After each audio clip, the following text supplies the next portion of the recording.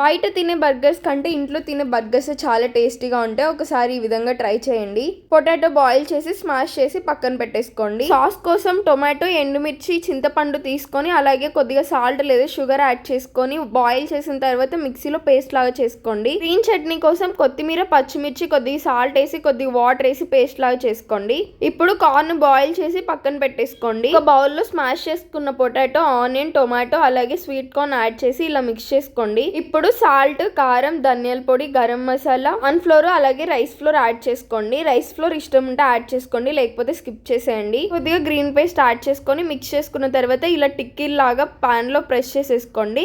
Bun ని 2 side బాగా కాల్చుకోండి, క్రిస్పీగా వస్తాయి. అంతేనండి. బన్ పెట్టేసి సాస్ రాసుకొని ఆనియన్, టొమాటో అలాగే మనం చేసుకున్న టిక్కీని మిడిల్లో పెట్టుకొని పైన బన్ క్లోజ్ చేసేసుకోవడమే. ఈజీగా టేస్టీగా వెజ్ బర్గర్ రెడీ అయిపోయింది. రెసిపీ నచ్చినట్లయితే లైక్ చేయండి. అలాగే ఫుల్ రెసిపీ కోసం మన ఎస్వే కుకింగ్ ఛానల్ని విజిట్ చేయండి. అలాగే సబ్స్క్రైబ్ చేసుకోండి. Thank you.